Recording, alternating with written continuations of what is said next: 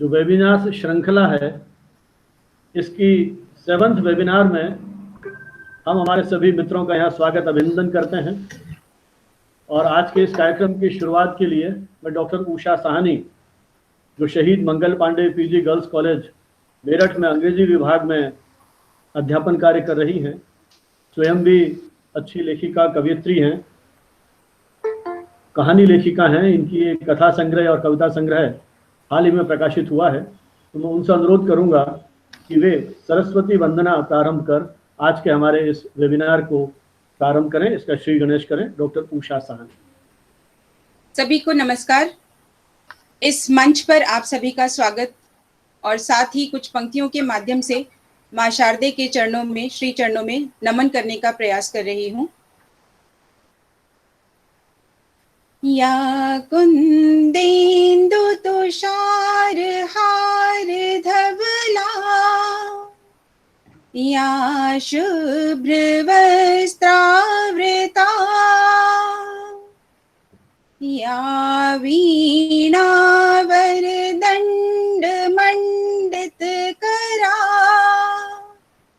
या श्वेत पद्मासना, या श्वेत पद्मासना।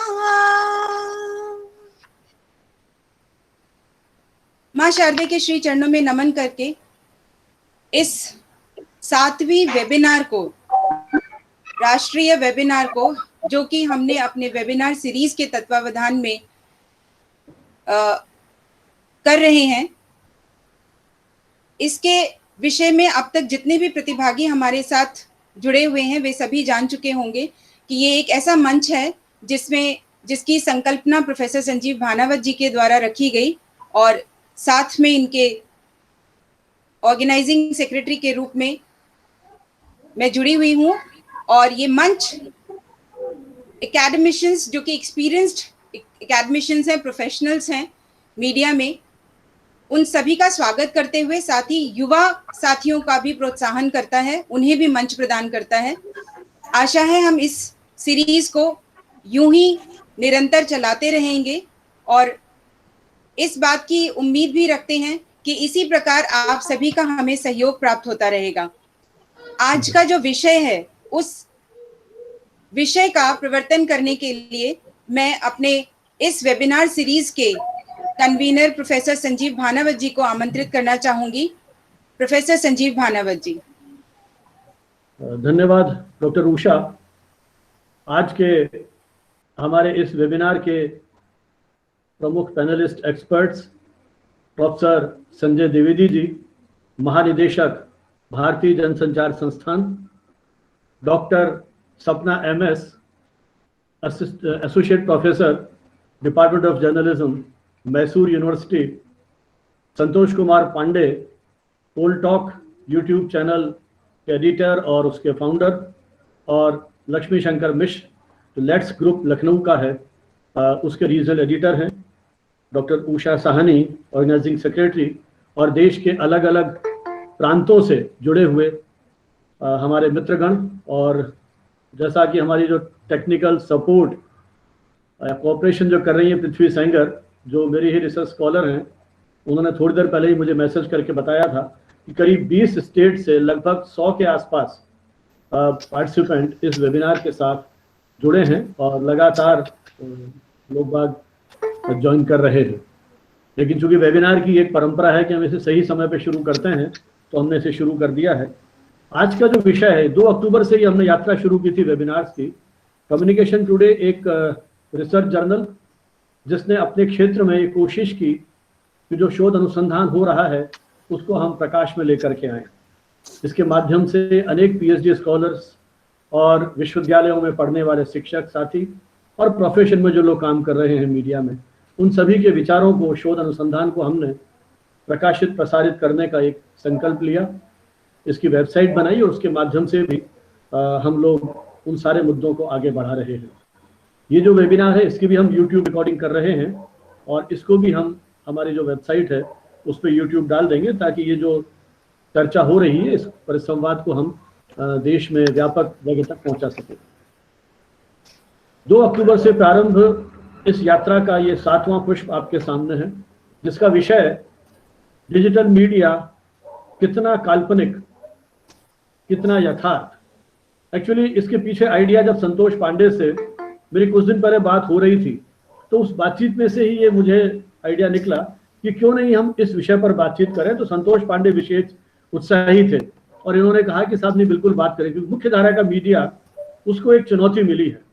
हम ये तो नहीं कहेंगे कि रिप्लेस कर दिया है, लेकिन पैंडेमिक के दौर में लोगों का सोशल मीडिया पर कंजम्पशन बहुत बढ़ गया था, टेलीविजन पे कंजम्पशन बहुत बढ़ गया था, और जिस तरह से तकनीक के अंदर एक क्रांति हुई है, हमारा पूरा का पूरा जो एजुकेशन सिस्टम है एक तरह से इस पर शिफ्ट हो गया था। और इसी तकनीक का कमाल है कि आज हम देश के अलग अलग अंचलों में बैठ करके एक साथ जुड़ रहे हैं। फिजिकल कॉन्फ्रेंस में हमारे लिए संभव नहीं हो पाता था कि हम इस तरह से एक साथ लोगों के साथ जुड़ जाएं। ठीक है, जो उसमें सहभागिता कर रहे हैं उन मित्रों के साथ वो 50, 100, 150 तक होता था, लेकिन इस मंच के माध्यम से हम हजारों लोगों तक पहुंच रहे हैं। कल ही अखबार में खबर पढ़ रहा था कि एक वेबिनार में 87,000 लोग, शायद एक रिकॉर्ड है। तो आप कल्पना कीजिए इस तकनीक ने कितनी बड़ी सुविधा हमको मुहैया करा दी है, किस तरह से सूचनाओं का हम तेजी से प्रचार प्रसार कर रहे हैं, लेकिन इसके बहुत गहरे मनोवैज्ञानिक सामाजिक असर भी पड़े हैं। पूरी शिक्षा व्यवस्था जब इस पर शिफ्ट हुई है तो बच्चों के स्वास्थ्य पे क्या असर हुआ है। जो मोबाइल कल तक क्लासरूम में ले जाना वर्जित था, प्रतिबंधित था, अब उस मोबाइल के बिना क्लास की कल्पना ही नहीं की जा सकती है। किस तरह से शिक्षक जब क्लास ले रहा है, विशेषकर प्राइमरी क्लास में, मुझे कई बार लगता है कि वो बच्चा, उस बच्चे के लिए शिक्षक भगवान की तरह से है, और जब वो पेरेंट्स के सामने शिक्षक पढ़ा रहा है तो कई बार वो शिक्षक भी आलोचना का शिकार बनता है कि वो ऐसे नहीं ऐसे पढ़ा रहे हैं। तो इन सारे दौर के अंदर जिस तरह के दौर से हम गुजर रहे हैं, मेरे फेसबुक पे कितने लाइक आए हैं, मेरी बर्थडे पे 300, 400 ही लाइक आए हैं। मैं एक अवसाद से ग्रस्त होता हूँ, मेरे दोस्त के तो 800, 1000 लाइक आ गए। तो कहीं मिनी सेलिब्रिटी का भाव है तो कहीं डिप्रेशन का भाव है।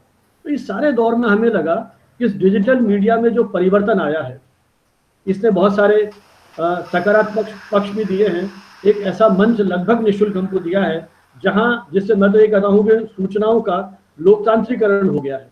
अभिव्यक्ति का ऐसा मंच है जहां हम अपनी भाषा में, जो हमारी भाषा जानता है, उस भाषा को जानने वाला दुनिया के किसी कोने में बैठा हुआ है, वहां हम उसी क्षण पहुंच जाते हैं। और आज हर मेन स्ट्रीम मीडिया, चाहे वो अखबार है, चाहे टीवी चैनल है या कोई और विकल्प है, इन सब की उपस्थिति सोशल मीडिया के डिफरेंट प्लेटफॉर्म्स के ऊपर है। आज ट्वीट और रीट्वीट के माध्यम से अखबारों की हेडलाइंस तय की जा रही है। तो किस तरह का ये जो परिवर्तन आया है, और हमारे 2 युवा मित्र हमारे साथ में हैं जो मेन स्ट्रीम मीडिया में बहुत लंबे समय तक काम किया, और उन्होंने अपने यूट्यूब चैनल, अपनी वेबसाइट चलाई, और आज एक बहुत लंबी श्रृंखला 30, 40, 50 हजार के आसपास इनके सब्सक्राइबर हैं। तो किस तरह से इन्होंने अपनी जगह इस माध्यम में बनाई है। तो इस पूरे संसार के बारे में मुझे लगता है कि विचार करने के लिए हमारे पास 2 ऐसे विशेषज्ञ हैं। संजय द्विवेदी जी का तो पूरा जीवन, जितना अखबारों में इन्होंने काम किया, और फिर माखनलाल चतुर्वेदी विश्वविद्यालय में प्रोफेसर के रूप में, वहाँ के प्रभारी कुलपति के रूप में, और अब भारतीय जनसंचार संस्थान के माध्यम से, और जिस तरह का मैं देखता हूँ उनके भी अपडेट्स सोशल मीडिया पर, किस तरह से वो इस माध्यम का उपयोग कर रहे हैं। कि जी सुरेश जी हमारे बीच में आए थे, वो किस तरह से इस माध्यम का उपयोग कर रहे हैं। तो वो पीढ़ी जो 50 के बाद की है, वो किस तरह से इन सारी चीज़ों को देख रही है, और एक युवा पीढ़ी जो अभी 30s में है। तो हमारे पास प्रोफेशनल और एकेडमिक्स से एक्सपर्ट्स हैं, और जो इन माध्यमों को जी रहे हैं वो हमारे साथ हैं। हम कोशिश करेंगे विचार मंथन की कि किस तरह से डिजिटल मीडिया का जो भविष्य है वो हमारे जीवन को, हमारी प्रवृत्तियों को, क्योंकि अब तो वो दौर आ गया है जब रोबोट संपादकीय लिख रहे हैं। अभी गार्जियन में रोबोट ने संपादकीय लिखा था। तो ये मशीनीकृत व्यवस्था, इस तकनीक आधारित व्यवस्था, क्या हमारा भविष्य में स्वरूप होगा। फेक न्यूज़ की चुनौती हमारे सामने है। ट्रेनिंग प्रोग्राम हो रहे हैं वेबसाइट पर। पीआईबी जैसी जो हमारी एजेंसीज हैं, यूनिट्स हैं, डिपार्टमेंट्स हैं, उन्होंने फेक खबरों को चेक करने के लिए अपने यहाँ पर इस तरह की वैकल्पिक व्यवस्था की है। गूगल ने ट्रेनिंग प्रोग्राम चलाए हैं। हमारे को कोई ना कोई लगातार हमारा पीछा कर रहा है। तो उस गोपनीयता से लेकर के उस नए दौर में कैसी वो दुनिया होगी, इन्हीं सब मुद्दों को लेकर के आज हम बातचीत यहाँ कर रहे हैं। इन्हीं प्रारंभिक टिप्पणी के साथ अनुरोध करूंगा डॉक्टर उषा साहनी से कि हमारे आज के वक्ताओं का औपचारिक परिचय कराते हुए उन्हें अपनी बात कहने के लिए आमंत्रित करें। डॉक्टर उषा साहनी। धन्यवाद सर। हर्ष का विषय है कि हमारे मध्य आज जो हमारे मुख्य अतिथि के तौर पर उपस्थित हैं, वो एक बड़ा सबल नाम है इस जगत का। उनका परिचय देना प्रारंभ कर रही हूँ। प्रतिभागियों से निवेदन है कि उसे ध्यान से सुने, ताकि एक आपका भी परिचय उनके साथ इस तरह से बन जाए, इस मीडियम के थ्रू, इस मीडिया, इस प्लेटफॉर्म के थ्रू, कि आपको एक पर्सनल फील, कनेक्टिविटी की महसूस हो। प्रोफेसर संजय द्विवेदी देश के प्रख्यात पत्रकार, संपादक, लेखक, अकादमिक प्रबंधक और मीडिया प्राध्यापक हैं। दैनिक भास्कर, नवभारत, हरिभूमि, स्वदेश, infoindia.com और छत्तीसगढ़ के पहले सैटेलाइट चैनल Z24 घंटे छत्तीसगढ़ जैसे मीडिया संगठनों में संपादक, समाचार संपादक, कार्यकारी संपादक, इनपुट हेड और एंकर जैसी महत्वपूर्ण जिम्मेदारियां इन्होंने बखूबी संभालते रहे हैं। रायपुर, बिलासपुर, मुंबई और भोपाल में सक्रिय पत्रकारिता करते रहे। तदोपरांत आप अकादमिक क्षेत्र से जुड़े। माखनलाल चतुर्वेदी राष्ट्रीय पत्रकारिता एवं संचार विश्वविद्यालय भोपाल में 10 वर्ष जनसंचार विभाग के अध्यक्ष रहने के अलावा विश्वविद्यालय के कुल सचिव और प्रभारी कुल सचिव भी रहे। मूल्य आधारित पत्रकारिता को समर्पित संगठन मूल्यानुगत मीडिया अभिक्रम समिति के अध्यक्ष आप हैं। मीडिया और राजनीतिक संदर्भों पर अब तक 25 के तकरीबन पुस्तकें आप प्रकाशित कर चुके हैं, संपादन कर चुके हैं। राजनीतिक, सामाजिक और मीडिया के मुद्दों पर नियमित आपका लेखन प्रकाशित होता रहता है, जिसके द्वारा आपने अपनी एक खास पहचान बनाई हुई है। अनेक संगठनों द्वारा मीडिया क्षेत्र में जो आपका योगदान रहा है, उसके लिए आपको विभिन्न रूपों में सम्मानित भी किया गया है। संप्रति भारत जनसंचार संस्थान IIMC नई दिल्ली के महानिदेशक आप हैं। हमें हर्ष है कि आप जैसा एक व्यक्तित्व आज इस मंच के द्वारा हमारे साथ जुड़ा हुआ है। आपका बहुत बहुत अभिवादन। आपको इस मंच पर पुकारती हूँ, प्रोफेसर संजय द्विवेदी जी।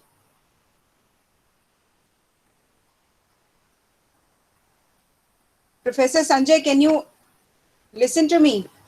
बहुत धन्यवाद doctor Usha ji. Welcome sir. आज के इस आयोजन में हम सबके मार्गदर्शक के रूप में जुड़े हुए भारत के जाने माने मीडिया शिक्षक डॉक्टर संजीव भानावत जी, जिनका स्नेह और मार्गदर्शन हम सबको प्रेरणा भी देता है, शक्ति भी देता है। हमारी बहुत पुरानी मित्र और भोपाल में हमारा उनसे पहली बार परिचय हुआ डॉक्टर सपना जी, डॉक्टर कल्याण कोठारी सर, और इस कार्यक्रम में उपस्थित आप सभी मित्रों। आज जब हम डिजिटल मीडिया पर बात करने के लिए एकत्र हुए हैं, तो मैं इस वेबिनार में अपनी बात इस रूप में कहना चाहता हूं कि कोरोना काल में अब हम प्रत्यक्ष रूप से अगर उपस्थित नहीं हो पा रहे हैं और इस तरह मिल करके बातचीत कर रहे हैं, तो ये डिजिटल माध्यम से ही बातचीत हो रही है। ये अपने आप में डिजिटल मीडिया की ताकत को बताता है और ये बताने के लिए काफी है कि हमारी जिंदगी में डिजिटल मीडिया की जगह क्या है। परिवर्तन प्रकृति का नियम है और इस नियम से दुनिया में जो सारे विचार हैं, सारी अवधारणाएं हैं, सारी जो वस्तुएं हैं, मनुष्य हैं, सब पर यह चीज लागू होती है कि कोई चीज आज जैसी है वैसी कल नहीं रहेगी। असल में जो परिवर्तन नई परिस्थितियों के प्रति मनुष्य की प्रतिक्रिया का परिणाम होता है। नई परिस्थितियां और नई चुनौतियां हमें नए रास्ते दिखाती हैं, हम नए विकल्पों की तरफ बढ़ते हैं और इस सूचना प्रौद्योगिकी ने समूची दुनिया को पूरी तरह से बदल दिया है। इंटरनेट और कंप्यूटर के माध्यम से आज हम देखते हैं कि सारी दुनिया जुड़ गई है। विश्व का कोई कोना एक दूसरे से अछूता नहीं है, सब एक दूसरे से इंटरलिंक्ड है, सब एक दूसरे से जुड़े हुए हैं और इसी का परिणाम है कि डिजिटल मीडिया और न्यू मीडिया आज हमारे सामने एक शक्ति के रूप में उपस्थित है। सिनेमा से डिजिटल मीडिया की तुलना करते हुए रूस के प्रसिद्ध लेखक लेव मेनोविच ने अपनी किताब the language of new media में लिखा, in contrast to cinema where most users are able to understand cinematic language but not spoke in the language of the interface।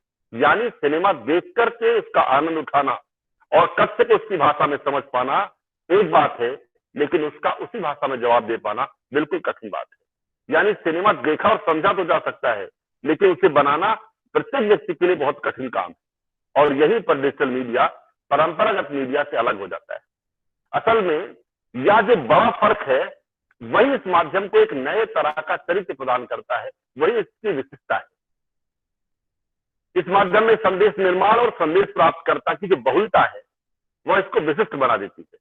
पुराने माध्यमों में संदेश भेजने वाला एक और प्राप्तकर्ता अनेक होते थे, किंतु डिजिटल मीडिया में संदेश भेजने और प्राप्त करने वाले अनेक हो सकते हैं। मेरा मानना है कि डिजिटल मीडिया की जो संवादात्मकता है वह इसकी सबसे बड़ी विशेषता है। इसलिए डिजिटल मीडिया को एक नई नजर से देखा जा रहा है। इसलिए हम इसको कोलैबोरेटिव मीडिया भी, कोलैबोरेटिव मास मीडिया कह सकते हैं, जिसमें एक से अनेक और अनेक से एक की संवादात्मक प्रतिक्रिया होती है। डिजिटल मीडिया सिर्फ तकनीक का ही नहीं बल्कि तकनीक के प्रयोग का भी नयापन लिए हुए, ये इसकी सबसे बड़ी विशेषता है। या व्यक्ति की जो सार्वजनिकता है और व्यक्ति की जो सार्वजनिकता की निजता का समीकरण है उसको भी साधने का काम करते हैं। डिजिटल मीडिया आज उन लोगों को आवाज दे रहा है, आज उन लोगों को स्वर प्रदान कर रहा है जिन्हें परंपरागत मीडिया में स्थान या तो नहीं मिलता था या इतना कम मिलता था कि उनकी बात अनसुनी रह जाती थी या नहीं सुनी जाती थी। आज डिजिटल मीडिया की ये ताकत है कि तमाम राजनीतिक दल और व्यापारिक संस्थान जनता से संपर्क के लिए इसका उपयोग करते हैं। इसकी विशेषता इसका आर्काइव भी है कि आप पीछे जाकर के चीजों को पढ़ सकते हैं, अपना लिखा हुआ कई बरस के बाद भी देख सकते हैं। आप ही नहीं, दुनिया के किसी भी कोने में बैठा हुआ कोई व्यक्ति वर्षों बाद आपके लिखे हुए को पढ़ सकता है, आपके बोले हुए को सुन सकता है। असल में डिजिटल मीडिया गेट कीपिंग की जो व्यवस्था है उससे मुक्त व्यवस्था है, इसलिए इसे मुक्त माध्यम भी माना जाता है, जिसका परिणाम यह है कि अनेक बार पत्रकारिता के सामान्य नियमों से लेकर के सामान्य शिष्टाचार तक की अनदेखी होती है, जिस पर कई बार हम सवाल भी उठाते हैं। आप देखिए, मीडिया शब्द जो है वो मीडिएटर से बना है, जिसका मतलब है दो लोगों के बीच में परस्पर संवाद बनाने का माध्यम। यानी मीडिया का मुख्य कार्य यही है कि जितनी जल्दी हो सके सूचना को एक स्थान से दूसरे स्थान पर लेकर के जाए, जिनसे वह जुड़ा हुआ है। यदि आप मीडिया को देखें तो इसमें दो तरह के प्रारूप है, दो तरह के हमें संदर्भ आते हैं। एक है पारंपरिक मीडिया, जैसे न्यूज़पेपर्स हैं, पत्रिकाएं हैं। दूसरा है डिजिटल मीडिया। अगर हम वर्तमान संदर्भ में इसकी बात करते हैं तो सबसे अच्छी बात यह है आज ये दोनों प्रारूप मिलकर के चलते। आज पारंपरिक मीडिया स्वयं को डिजिटल मीडिया में कन्वर्ट कर रहा है, परिवर्तित कर रहा है। इसको हमने मीडिया कन्वर्जेंस का नाम दिया है। ये परिवर्तन दरअसल कंपनी के ऑपरेशंस को इंटरनेट स्टाइल के ऑपरेशंस में बदलते हैं। हिंदुस्तान टाइम्स जैसे बड़े अखबार को आप देखें तो हिंदुस्तान टाइम्स ने अपने परिवर्तन को इस तरह से दर्ज किया कि उन्होंने एक न्यूज रूम बनाया जिसमें डिजिटल के लोग भी बैठते हैं और पारंपरिक या ट्रेडिशनल मीडिया के लोग भी बैठते हैं, न्यूज पेपर के लोग भी बैठते हैं। ये अपने आप में बहुत बड़ी बात है, जहां पर एक न्यूज रूम के अंदर डिजिटल मीडिया का व्यक्ति भी काम कर रहा है और न्यूज पेपर में काम करने वाला व्यक्ति भी काम कर रहा है। लेकिन हम इस डिजिटल ट्रांसफॉर्म की बात करेंगे तो सबसे ज्यादा परेशानी कल्चरल ट्रांसफॉर्मेशन में आती है। इस परिवर्तन में उन लोगों को डिजिटल के बारे में बताना और प्रेरित करना सबसे महत्वपूर्ण है जो आराम से ट्रेडिशनल कामों में लगे हुए।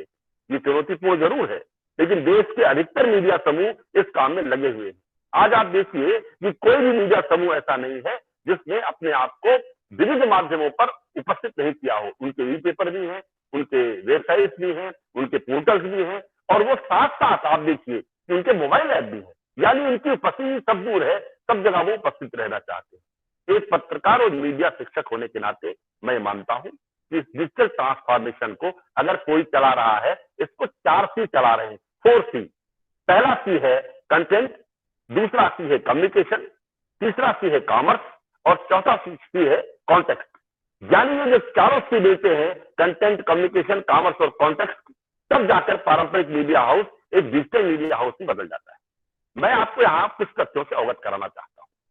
ऑडिट और परामर्श देने वाली कंपनी KPMG ने हाल में ही मीडिया और एंटरटेनमेंट इंडस्ट्री से जुड़ी एक रिपोर्ट जारी की, इंडिया डिजिटल फ्यूचर। ये जो रिपोर्ट है, इस रिपोर्ट में 2030 तक 2030 तक देश में डिजिटल मीडिया के क्षेत्र में ग्रोथ का अनुमान लगाया गया है। इस रिपोर्ट के मुताबिक वर्ष 2019 के दौरान देश की मीडिया और एंटरटेनमेंट इंडस्ट्री में 13% की ग्रोथ देखी गई थी। आप देखिए, देश में डिजिटल को रफ्तार मिलने के दो प्रमुख कारण हैं। एक तो स्मार्टफोन की बढ़ती हुई संख्या, दूसरा इंटरनेट डाटा के कीमतों में आई हुई भारी कमी, दूसरा डिजिटल कंटेंट में सप्लाई बहुत बड़ी मात्रा में बढ़ गई है, यानी ओरिजिनल और रीजनल डिजिटल कंटेंट में निवेश बढ़ रहा है। देश में प्रादेशिक भाषा यानी रीजनल लैंग्वेज का जो मार्केट है, उसका महत्व लगातार बढ़ रहा है। KPMG की रिपोर्ट में इसे एक प्रमुख विषय के रूप में सम्मिलित किया गया है। इस रिपोर्ट के मुताबिक अंग्रेजी भाषा का जो ऑडियंस है, अंग्रेजी पढ़ने वाला जो ऑडियंस है, उसका डिजिटल की तरफ मुड़ना पूरा हो चुका है, यानी उसमें उसके मार्केट में सैचुरेशन आ चुका है। ऐसा माना जा रहा है कि 2030 तक 2030 तक रीजनल लैंग्वेज का जो हमारा मार्केट है, भारतीय भाषाओं के जो मार्केट है, उसके यूजर्स की संख्या 500 मिलियन तक पहुंच जाएगी, 500 मिलियन तक पहुंच जाएगी और लोग इंटरनेट का इस्तेमाल स्थानीय भाषा में करने लगेंगे, यानी जो हमारी भारतीय भाषाएं हैं उसमें इंटरनेट का इस्तेमाल होने लगेगा। अगर सभी भारतीय भाषाओं की हम बात करते हैं तो 2030 तक भारत में 1 बिलियन यानी 1 अरब लोग इंटरनेट से जुड़े होंगे। ये यूजर्स मुख्य रूप से अंग्रेजी न बोलने वाले, मोबाइल फोन यूजर्स और विकसित ग्रामीण क्षेत्रों से लोग होंगे, जो ऑनलाइन कंटेंट के लिए भुगतान देने को भी तैयार होंगे। अब आज के समय को आप देखिए, आज डिजिटल न्यूज के अगले चरण में हम प्रवेश कर चुके हैं। लोग राजनीतिक खबरों के अलावा लाइफस्टाइल, ऑटोमोबाइल, तकनीक, खेल, सिनेमा, समाज जीवन के जितने अनुशासन है, ज्ञान विज्ञान के जितने अनुशासन है, हर विषय पर आज वेबसाइट पर सामग्री उपलब्ध है।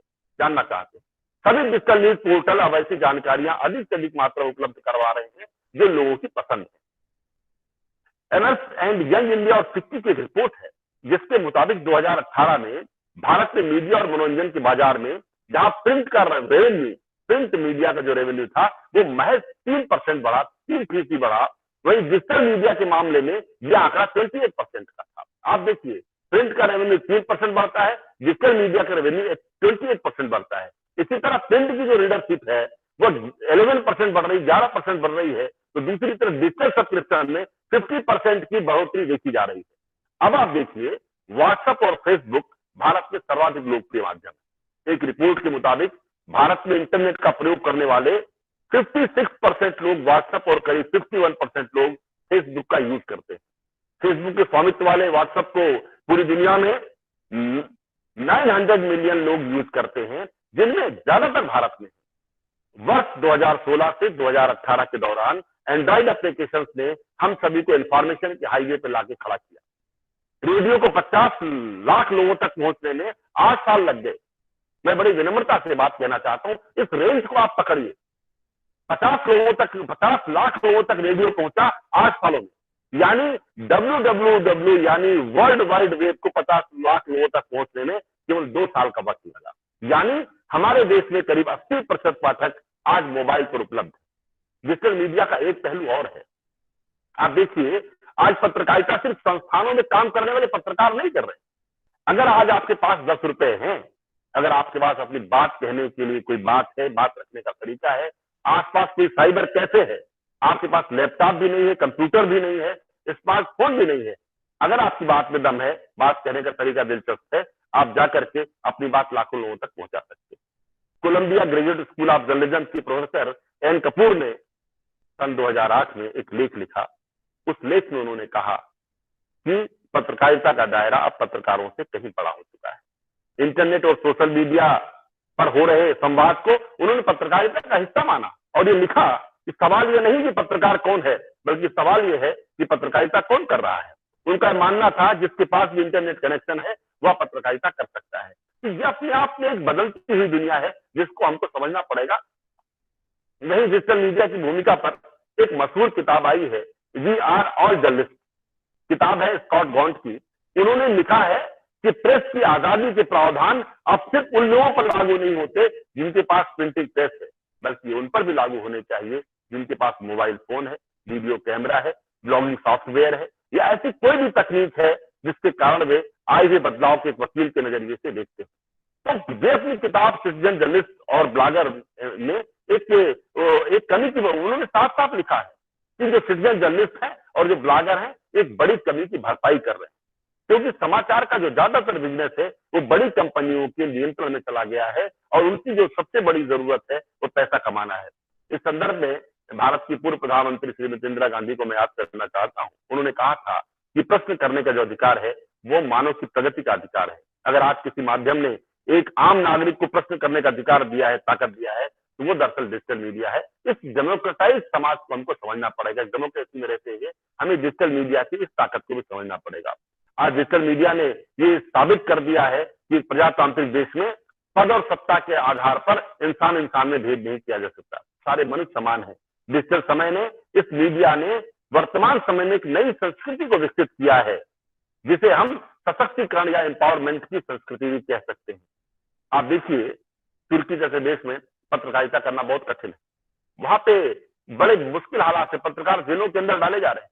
इसके बावजूद आज वहां पर डायचे वेले ने, BBC, फ्रांस 24 और वॉइस ऑफ अमेरिका से मिलकर एक यूट्यूब चैनल शुरू किया है, ताकि तुर्की बोलने वाले लोगों तक वास्तविक सूचनाएं पहुंचाई जा सके। अब ये यूट्यूब चैनल जो है, ये तुर्की में रहने वाले लोगों के मूल अधिकारों के लिए आवाज भी उठा रहा है। सूचना क्रांति के इस दौर ने एक नई तरह की संस्कृति उपलब्ध कराई है और इस जगह का नाम है डिजिटल मीडिया, सोशल मीडिया। आज दुनिया भर की ज्ञान विज्ञान की जो पुस्तकें हैं, किताबें हैं, वो इंटरनेट पे उपलब्ध है। सारा इतिहास, सारी संस्कृति, सारी कलाओं से जुड़ी हुई चीजें हमारी उपलब्ध है। हमारे तमाम शास्त्र, वेद, पुराण, श्रुतियां, उपनिषद, महाकाव्य, सब कुछ इसमें उपलब्ध है। और सोशल मीडिया ने इस दौर में अपनी एक नई भाषा गढ़ ली है।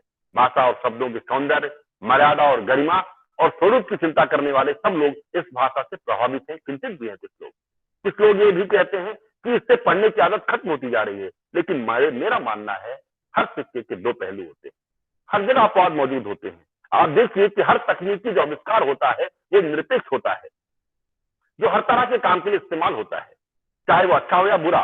तो इसलिए हम टूल को दोष देने के बजाय अपने को मीडिया लिटरेसी बढ़ाने की जरूरत है। हमारी जिम्मेदारी ये है, हमारे अंदर मीडिया लिटरेसी पैदा हो, हम डिजिटल मीडिया का सही और सतत इस्तेमाल करना सीखें, ना कि डिजिटल मीडिया बुरा है ये कहने में लगे रहें। यानी कि हम अपने विचारों को सकारात्मकता की तरफ बढ़ाने का काम करें। सोशल मीडिया पर धार्मिक साहित्य भी है, साहित्य भी है, नैतिक साहित्य भी है।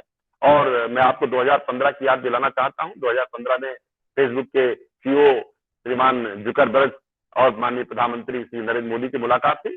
उस वक्त जुकरबर्ग ने उनका इंटरव्यू भी किया था और जुकरबर्ग के सवाल के जवाब में माननीय प्रधानमंत्री ने कहा था, डिजिटल मीडिया ने गवर्नेंस में बहुत बड़ा रोल अदा किया है। देखिए, सरकार की एक समस्या होती है, उसके और जनता के बीच में बहुत बड़ा गैप होता है। सोशल मीडिया के कारण ये दूरी कम हुई है। आज सिर्फ एक ट्वीट के दम पर आम नागरिक अपनी समस्या अधिकारियों तक पहुंचाते हैं। तमाम हम मंत्रियों के नाम जानते हैं जिन्होंने ट्वीट के आधार पर भी कार्रवाई की।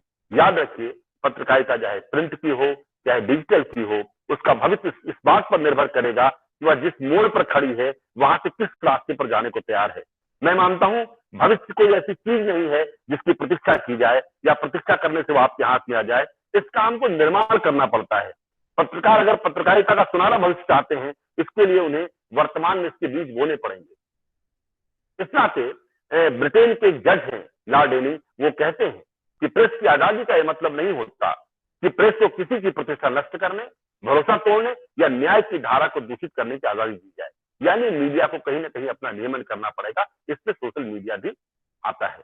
डिजिटल मीडिया का जो अतिवाद है एक बड़े संकट की तरह घास हमारे सामने दिख रहा है और इस पर कहीं ना कहीं हमें नियंत्रण लगाने की जरूरत है। आज हम भाषा की बात करें तो लोग कहते हैं कि मीडिया प्रोडक्ट है, लेकिन याद रखिए, अगर मीडिया प्रोडक्ट है तो पाठक भी उपभोक्ता हैं और उपभोक्ताओं के भी कुछ अधिकार होते हैं।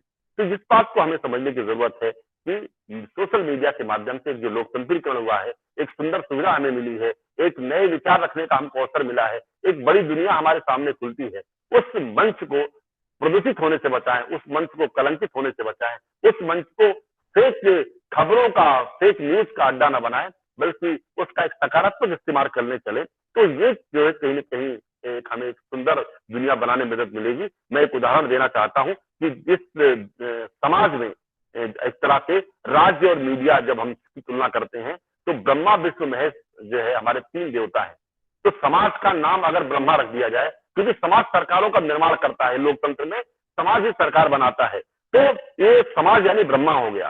तो राज्य का काम दुनिया का संचालन करना है, यानी वो विष्णु हो गया। और इस दुनिया और समाज में कोई बुराई व्याप्त हो गई, उस पर उंगली खड़े करने का काम, उस पर इंगित करने का काम वो मीडिया का है, यानी मीडिया का काम शिव का महेश का काम है। तो आज के इस समय में हमारी जिम्मेदारी बहुत बढ़ गई, अपने अपने पक्ष को हम समझे, अपनी जिम्मेदारी को समझे, और खासकर जो मीडिया के टीचर्स हैं, मीडिया से जुड़े हुए जो लोग हैं, मीडिया पर विचार करने वाले लोग हैं, उन्हें इस देश में मीडिया साक्षरता का वातावरण बनाना पड़ेगा। मीडिया इस्तेमाल कैसे करना, मीडिया का उपयोग कैसे करना, ये हमें सीखना पड़ेगा। मीडिया को दोष देने से काम नहीं चलेगा। जैसे एक बहुत बड़े विचारक कहते हैं कि राजनीति का काम सिर्फ राजनेताओं के भरोसे नहीं छोड़ा जा सकता, ऐसे मीडिया और सोशल मीडिया की जिम्मेदारी सिर्फ मीडिया के लोगों तक नहीं छोड़ी जा सकती, उसमें पूरे समाज की जिम्मेदारी है, क्योंकि समाज सबसे बड़ा है। मीडिया तो बहुत छोटा है, डिजिटल मीडिया और भी छोटा है, समाज बहुत बड़ा है, इसलिए समाज के अंदर मीडिया लिटरेसी पैदा करने की जरूरत है। वह सब काम हम सब अध्यापकों को मिलकर के करना ही है। आप सबने मुझे इस मंच पर आने का मौका दिया, अपनी बात रखने का मौका दिया, बहुत बहुत धन्यवाद। नमस्कार। धन्यवाद, आभार सर। बेहद खूबसूरती के साथ अपनी बात को रखा, और साथ ही प्रोफेसर भानावत जी ने जो शुरू किया उसको एक सीढ़ी और आगे आप लेकर गए। The thought that you brought in front of each one of us, that it is not the responsibility of media only, because media is a small group, but it is actually the responsibility of each and every individual together to understand that how in a proper way the media is supposed to be used so that the wrong things should not happen. That is our responsibility. And the most specific point that you actually flashed light upon is that everything has got two sides. Like the way every coin has got two sides, similarly here also, if you talk about any profession inclusive of media, definitely everything has got two sides. So one is the negative side, the other one is the positive side. So again, the academics, the understanding, the education that we have got, that makes us to understand that which side of the coin we are supposed to accept and go along with it. So that was a wonderful, informative talk delivered by you, Professor Dwivedi. Thank you so much for being with us. That was great of you. Now, for the second speaker, Professor Sapna, I would like to portray the brief introduction of ma'am here, because otherwise it is a good lengthy CV that I received, but then I have made a little, a shorter version of that, so that we can give more time to listen to the ideas and thoughts of her here on this platform. So Dr. Sapna is presently working as an assistant professor in the Department of Journalism in Mysore. She possesses an extremely meritorious academic career. She is a gold medalist for her PG studies. She is an active member of various committees of the university as well, contributing with her potential to the upliftment and perfect working of the institution. She has played an important role in organizing academic events at national and international levels both. She has traveled to Brazil, Colombo, and Mauritius, and few more, which I'm not quoting here, because otherwise the list will be too long. Also, ma'am is working on different projects in association with UNICEF. Ma'am has also decorated the chair of secretary of PRCI, Mysore chapter. And the most important thing that I would like to highlight here is she has won the Best Secretary Award also. That way we can understand that how full of excellences she is. And we are again fortunate that we have got such a brilliant personality amongst us. She also got the opportunity to travel to Brazil on the fellowship of Rotary International. Again, a big and beautiful feather in her cap. So I welcome you, ma'am, for your insights. Please, ma'am. Thank you, Dr. Usha, for such a introduction of mine. And I also thank Banavat sir for giving me this opportunity and thinking that I could add something to the knowledge of the people who have assembled here for this particular session. And also, I'm very fortunate to be placed along with Professor Sanjay Dwivedi sir, who has been the direct DG of IIMC, and it's my pleasure also to share some of my thoughts. And as sir already told, as I've been a very social media person, because my specialization, one of my specialization is also about social media. But I'll try to concentrate due to the paucity of time which has been allotted to me, which is just 10 to 12 minutes of time. But I'll try to look into the other dimension of thing what sir has already told us, but in a very different way, because the way I perceive things, because the way I as an academician or I as an individual, how I use this digital media to get my thoughts across the people. That's what I'll be focusing more on. And as we all know that digital media today has taken the whole world into a new level. Okay, so there is more of a realism. And also the main purpose why majority of the individuals are getting carried away or getting swayed away because of digital media is because of the breathtaking visuals can be there, or maybe it can be about the audio concept can be there, or maybe it is a platform which gives each and everybody to be a publisher.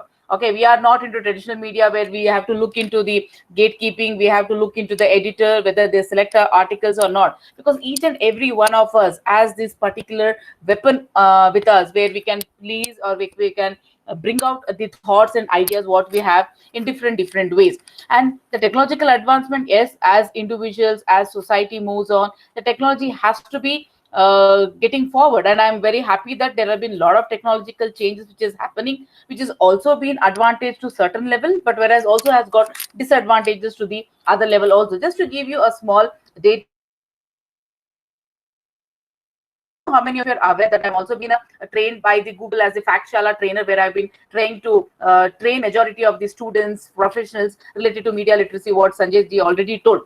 35 crores of photographs are being posted on Facebook every day. 35,000, just imagine, per day. 35,000 photographs, crores of photographs are being posted on Facebook every day. And every second, 6,000 tweets. Every second, I'm speaking of every second, 6,000 tweets are being posted on Twitter every day, as well as 500 hours of videos are being posted on YouTube every minute. Every minute we have got around 500. Means there is a huge amount of content which is there, which sir already mentioned about the 4 C's, where he also said about the content. But what kind of content we are looking out? Okay, that is more important, because when you have this particular weapon where everybody can be a publisher, but what is it is going into the social media? How much of this content can be used, and how much of the thing is going to be a positive side of it? How much of the thing is going to be the negative side of it? That needs to be adjusted. That needs to be assessed also. I would like to bring in a new term which we call it as digi grasping. Okay, digi grasping is something which makes exciting the whole of the world, which is existing in the world, that consists of both the digital as well as the physical world. Okay, every individual.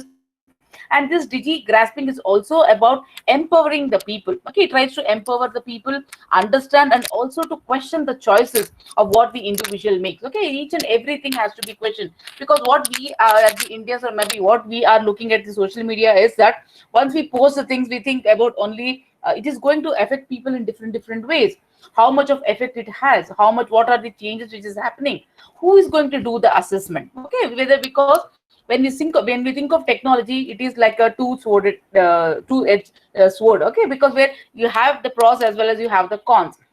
But how much of awareness we people have, that also has to be questioned. It doesn't mean that you are supposed to put all the trash which is there with you, or which, because majority of the time when we are studying about this Google thing, or when we are studying about the fact check, okay, we have seen that it has got a more of a negative side of it. Okay, so at the same time, when I speak about digi grasping, it has got three important major sources which I'll be trying to highlight. One is about the machine learning, because when we speak of digital technology or digital world, it has been introducing the people, even the illiterate people, or maybe the people who are not so educated, are being exposed to different kinds of machines. When I say machines, it can be your smartphones, it can be your laptops, it can be your internet, it can be your apps, because people are not so much aware, but still it has helped us to get into the machine learning. Okay, people have started using, whether you people have food to eat, whether you people have clothes to wear, people are not aware of it. 50% of the Indian population are using this internet. Majority of the people are using the smartphone. So much of the penetration of the internet in the country has led to different kinds of problems, which has to be assessed, which has to be taken care of, which we are not looking at that also. One is about the machine learning, which everybody are getting exposed to it, where everybody are seeing the things in a different way. That is one thing. That means everybody is getting accustomed to the technology. Everybody is getting to know how to use the things. That's one way of it. The second important thing is about platform thinking. When I say social media, it's a platform where it helps the people to think. But what is the kind of thought which is going into the minds of the people? Because each and every post depends upon somebody's ideology, depends upon somebody's propaganda, depends upon somebody's advertisement, depends upon somebody's business economy. So that there are certain things which needs to be understood. So it is a platform where you can post anything. At least you can make the people think. There is a food for thought where people can think about, yeah, aisa hota, aisa ho raha hai, aisa nahi ho raha. At least you get to know what is happening in the different parts of the world. It can be food, it can be your culture, it can be machine, it can be automobiles, it can be children's, it can be health. There are many things which is at your disposal. So that means it is a platform which is making the people to think. पहले तो people तो ज़्यादा सोचते नहीं थे, even if they were thinking, but they didn't had a proper thing. So you get different perspective. If I say about Corona, just the example of Corona, so there are 100 of people are speaking about 100 different perspective. So at least as an individual, I have got different options. I have got different avenues which can make me think. At least that सोचने का, at least this is giving you something, kind of a food for thought, which is very much necessary. It is also one of the things which we should appreciate. But I don't know what kind of food goes here. Okay, what is the kind of thought which is going here to our brain? Again, ultimately it depends upon the individual take. It also depends upon the individual personalities, individual ideologies,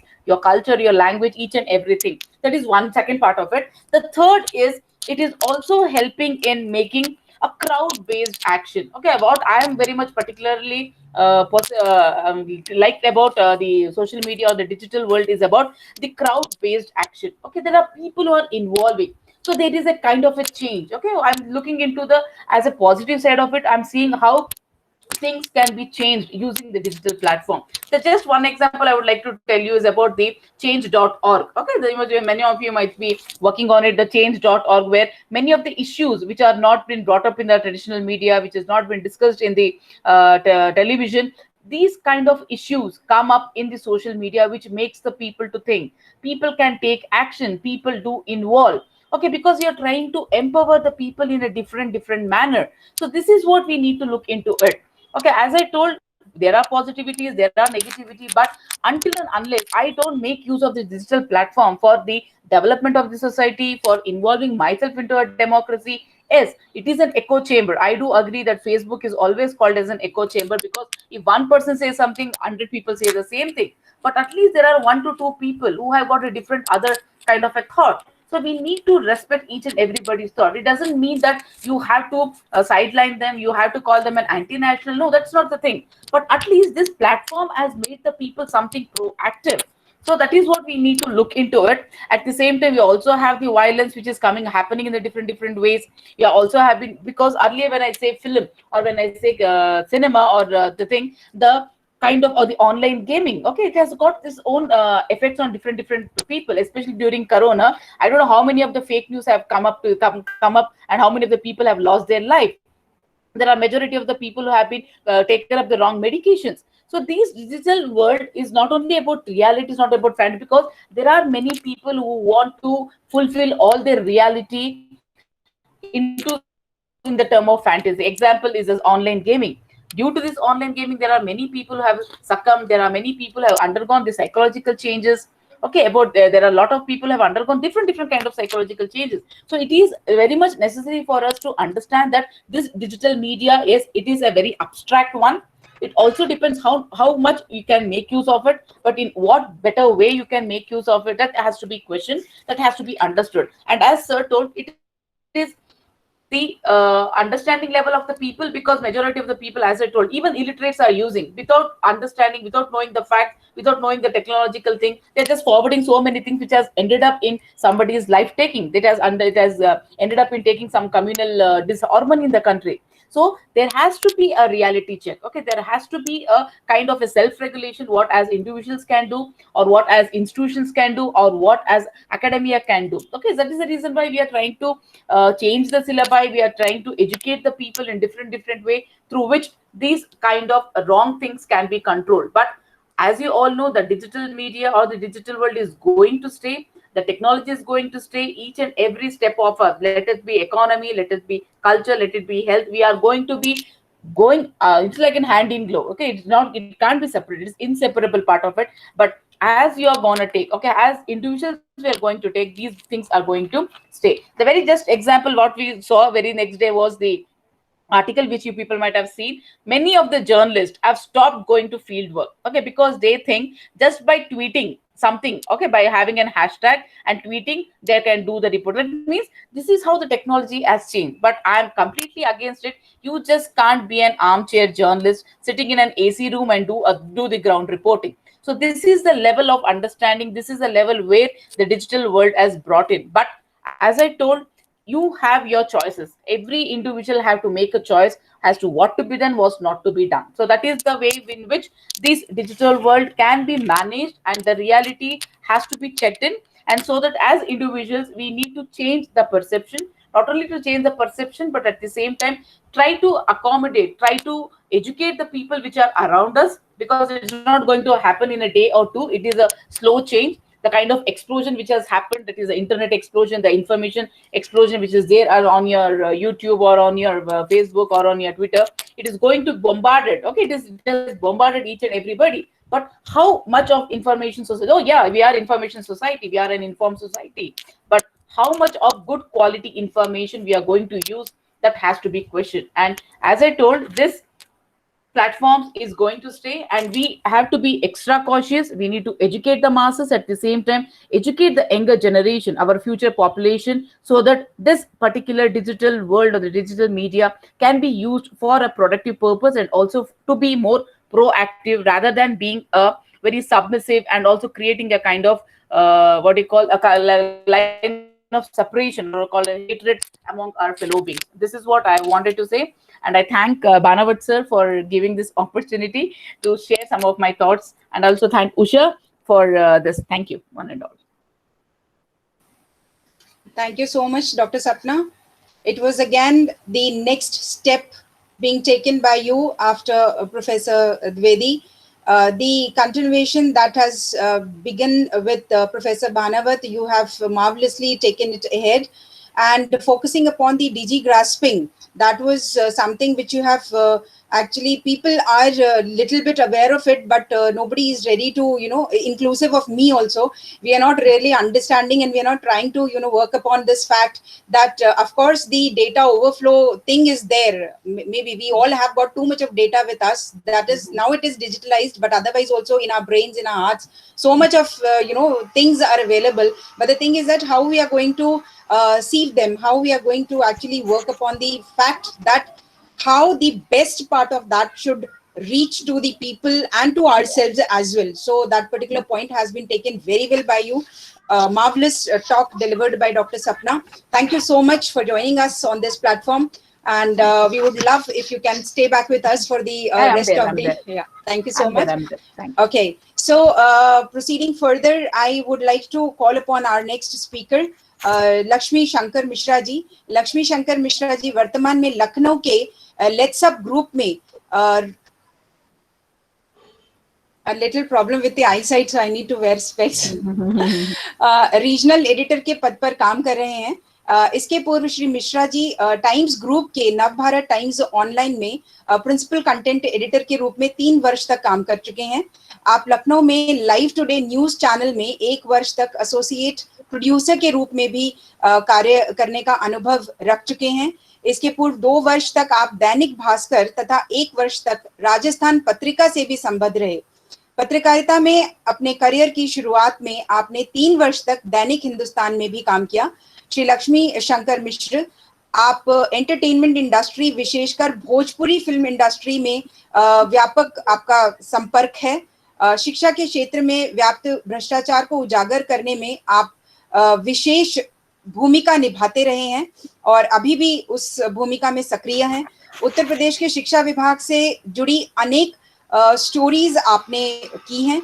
इनकी एक story के कारण उत्तर प्रदेश सरकार ने स्कूली पाठ्यक्रम की एक पुस्तक पर प्रतिबंध भी लगाया था और जिसपे इन्होंने बहुत मेहनत की. और एक अच्छा कार्य उस संपादन किया था। भारतीय जनसंचार संस्थान के से पत्रकारिता में डिप्लोमा करने के बाद आपने कुरुक्षेत्र विश्वविद्यालय से पत्रकारिता में स्नातकोत्तर और दिल्ली विश्वविद्यालय से पत्रकारिता में स्नातक उपाधि प्राप्त की। आपका सीवी पढ़ते हुए एक चीज बड़ी इंटरेस्टिंग मुझे मिली थी कि आपने कहा था आपको भोजपुरी भाषा से बहुत प्यार है, और अगर समय होता है तो आपसे 2 पंक्तियां भोजपुरी भाषा में सुनना जरूर पसंद करेंगे, क्योंकि वो बहुत ही खूबसूरत भाषा है। इसी के साथ मैं आपका अभिनंदन करती हूँ। आप मंच संभाल सकते हैं। नमस्कार भानावत सर को, नमस्कार कि एक मौका मिला, और सारे अपने जितने मेरे सीनियर्स हैं सबको नमस्कार करते हुए मैं अपनी बात को स्टार्ट करूंगा। और जो अपना टॉपिक है मैं उसी के आसपास में ही रहने की कोशिश करूंगा, जिस तरह से हमारे पूर्व के स्पीकर्स ने अपनी बात को वहाँ रखा। मैं शुरू करता हूँ कोरोना काल से। जब मेरी नौकरी गई तो उसके बाद से कैसे हम लोगों ने अपना खास करके या संतोष पांडे जी का पोल टॉक है, या मैंने भोजपुरी में जो शुरुआत की, कि किस तरह से डिजिटल मीडिया का जो आज दौर है उसमें कैसे एक इंसान जो है, अगर उसके पास नौकरी चली जाती है या उसके पास कुछ नहीं है मंच, तो वो अपना एक मंच स्टार्ट करके कैसे सस्टेन ही नहीं सिर्फ कर सकता है बल्कि एक बड़े वर्ग को प्रभावित भी करता है, और कई जगहों पे वो जो मेन स्ट्रीम मीडिया है उसको भी एक तरह से चैलेंज देता हुआ दिखता है। मैं अब 2-3 महीने पहले जब मेरी जॉब गई तो मैंने ऐसे ही जॉब जाने के बाद से मैं कुछ दिन थोड़ा सा परेशान था। फिर मैंने भोजपुरी बीट नाम से एक पेज शुरू किया फेसबुक पे, और उसके बाद से भोजपुरी सेलिब्रिटीज को लेकर मैंने एक एक वीडियोस करने, कभी उनको बुला के इंटरव्यू करना या उनके अलग अलग जो उनका फेज है उस पर कुछ वीडियोस डालना। और मतलब ये ऐसा था कि बहुत कम समय में मतलब मैं लाखों की संख्या में पहुंच रहा था, और बड़ी संख्या में लोग उसको न सिर्फ प्रमोट कर रहे थे, शेयर कर रहे थे, बल्कि बहुत सारे सेलिब्रिटीज का मेरे पास कॉल आने लगा कि आप मेरा इंटरव्यू करें। तो ये एक ऐसा फेज है जब आप मतलब कहीं नहीं है, मतलब मैं अगर उनको क्या बताता कि मैं किस जगह पे हूँ, मैंने सिर्फ उनको बताया होता मेरा एक पेज है सिर्फ, अगर आप आना चाहें तो, लेकिन उनकी क्यूरियोसिटी थी। तो ये मैं कहना चाह रहा हूँ कि जैसे आजकल बिहार चुनाव है, तो उस चुनाव में बहुत सारे ऐसे न्यूज चैनल्स, बहुत सारे ऐसे लड़के जो पत्रकार हैं, नए यंगस्टर्स हैं, जो सिर्फ अपना पेज लेकर खुद के एडमिन के तौर पे सिर्फ वहां गए हुए हैं और बहुत अच्छा काम कर रहे हैं। तो ये डिजिटल ये एरा ने ये मौका दिया है जहां नए जो यूथ है, नया जो या कोई भी है जो जिसको अपनी बातें पहुंचानी है, वो अपनी बातें बहुत ही कम संसाधनों में बहुत दूर तक अपनी चीजों को पहुंचा पा रहा है। लेकिन अब इसमें 2 चीजें हैं। पहले तो सबसे बड़ी चीज है कि जो रेगुलरिटीज की बात हो रही है कि कितना यथार्थ है, तो डिजिटल मीडिया का तो यथार्थ है ही, क्योंकि आज अगर इसके पूरे अगर एक्सपेंडेशंस की बात करें, किस तरीके से बिना डिजिटल के आजकल मतलब इम्पॉसिबल ही है कि हम अगर डिजिटल को इग्नोर करके हम नहीं चल सकते हैं। एक बड़ा मंच है जिस पर हर तरह की चीज़ों को हर तरह के लोग अपने चाहे जिस भी तरीके से अपनी बातों को रख रहे हैं। एक ऐसा प्लेटफॉर्म है जहां उसने मौका दिया है कि हर कोई अपनी चीज़ों को शेयर कर सकता है इस प्लेटफॉर्म में। लेकिन 2 चीज़ों को याद रखना बहुत ज़रूरी है, जो बार बार हमारे पूर्व के स्पीकर्स ने भी वो बात उठाई कि जो फेक न्यूज़ है और जो उसकी विश्वसनीयता की बात है, उसको बरकरार रखने के लिए कुछ गाइडलाइंस की भी बात बार बार कही जा रही है। हालांकि अभी कोई इस तरह के रूल एंड रेगुलेशंस नहीं है, लेकिन अभी कुछ दिन पहले, जैसे अगर मैं उदाहरण दूं तो सुदर्शन न्यूज का जो यूपीएससी जिहाद नाम से एक प्रोग्राम आया, बहुत उस पर हल्ला मचा, फिर वो प्रोग्राम कोर्ट में भी उसके ऊपर मामला गया, कोर्ट के जजों ने भी चिंता जाहिर की और उसने केंद्र सरकार से बकायदा मांगा कि आपके क्या रेगुलेशंस हैं। बट उसी समय हमको इसके दूसरे फेज को भी देखना होगा कि अगर वो इस तरह के कोई रेगुलेशंस ला भी रहे हैं तो क्या उसमें फ्रीडम ऑफ स्पीच को कितना हद तक उसको मौका दिया जा सकेगा। मतलब कहीं ऐसा तो ना हो कि अगर सरकार उस पर पाबंदी लाने के कोशिश करे और फिर जो ये मीडियम है जो एक आम आदमी को भी एक बड़ा हथियार देता है, उसको कहीं एक तरह से गवर्न होना मत शुरू हो जाए। यानी दोनों एक अगर मैं एक बात कहूँ जो मुझे याद आता है कि आईएमसी में पढ़ाई के दौरान ये दिलीप मंडल जी कहते थे कि स्वतंत्रता और स्वच्छंदता में एक बहुत ही महीन रेखा है और उसको हम नहीं लांघ सकते। तो कहने का मतलब कि केवल फ्रीडम ऑफ स्पीच के नाम पे अगर हम क्या कहीं उसकी ज़्यादा फ्रीडम तो नहीं ले रहे हैं, क्योंकि बहुत सारे ऐसे पेजेस हैं अगर हम लोग देखें फेसबुक पे या ट्विटर पे या सोशल अन्य प्लेटफॉर्म्स पे जिसके जरिए प्रोपेगेंडा जर्नलिज्म को बढ़ावा दिया जा रहा है। तो ये आज के समय में एक बहुत बड़ा ये भी पॉइंट है कि प्रोपेगेंडा के तहत कोई एक बंदा आया और वो एक पेज बनाता है और वो एक अपना प्रोपेगेंडा शुरू कर देता है और उसके आप उसका हाव भाव देखिए या उसके कहने का ढंग देखिए, वो सब ऐसा होता है जिसमें आपको लगता है कि इसके जरिए किस तरह से एक इस तरह का उन्माद खड़ा करने की कोशिश हो रही है या इस तरह के सब्जेक्ट को सामने रखने की कोशिश हो रही है जो कहीं ना कहीं समाज में एक गलत रास्ता अख्तियार करता है या एक गलत इनपुट है। तो जैसा मैम ने अभी कहा कि इसमें लोगों को ट्रेंड भी करने की जरूरत है, क्योंकि जैसे जैसे टेक्निक आगे बढ़ेगा तो निश्चित रूप से ये सबके पास है। अगर मेरे पास एक मोबाइल है तो मैं यहाँ अपनी बात करने के लिए स्वतंत्र हूँ। मैं यहाँ पे कुछ भी अपना एक पेज बना लूँ और उससे अपनी कोई भी बात कहूँ। तो जब तक वो, लेकिन अगर वो बातें कितने हद तक जो है हमारी फ्रीडम ऑफ स्पीच को भी बताता है, लेकिन वो स्वतंत्रता की जगह स्वच्छंदता में न बदल जाए, मतलब उसकी हम रेखा जो एक कहें लक्ष्मण रेखा उसको न लांघ जाए, उसके लिए जरूरी है कि बकायदा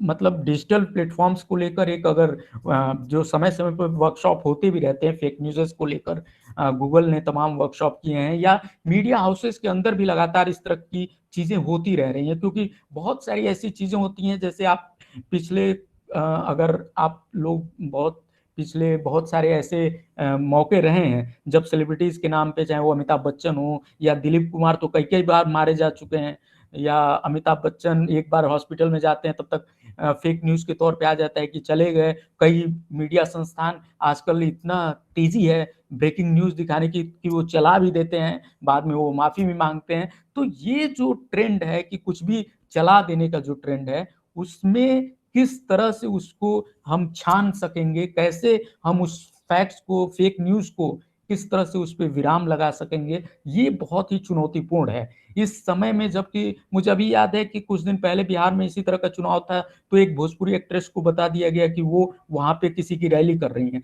जबकि मेरी उनसे कुछ ही देर पहले बात हुई थी और वो लखनऊ में थी। तो ये चूंकि मेरी बात हुई थी और मैंने उनका एक पोस्ट देखा था जिसपे उन्होंने अपना फोटो शेयर किया था, तो मुझे मालूम था कि ये तो यहाँ पे शूट कर रही हैं। तो ये जो एक महीन रेखा है जिसके जरिए जो है किसी भी तरह के या आप उसको प्रोपेगेंडा रिपोर्टिंग कहें या फिर कुछ भी चला देने का, एक वायरल हो जाने का एक जो भूख है कि मैं वायरल हो जाऊं, इसके लिए कुछ भी दिखा दूं, तो ये जो भूख बढ़ रही है उसको एक ट्रेंड करके और एक सही दिशा देने की जरूरत है। मुझे लगता है कि आप उसको अगर एक सही वे दें, सही एक रास्ता दिखाएं, तो मुझे लगता है कि वो कहीं ज्यादा कारगर होगा। और इसी में एक जो एकेडमिक लोग हैं, एकेडमिक के क्षेत्र के लोग हैं या मीडिया संस्थानों से जुड़े लोग हैं जहाँ से बच्चे निकल रहे हैं, या फिर हम जैसे जो नए लोग हैं जो इन संस्थानों में एक खास अनुभव लेने के बाद वो अपनी चीज़ों को आगे बढ़ा रहे हैं, तो हमारी लिए भी एक बहुत ही जिम्मेदारी बढ़ जाती है कि हम इन चीज़ों को सामने रखें और इन चीज़ों को उस वे में लाएं जहाँ एक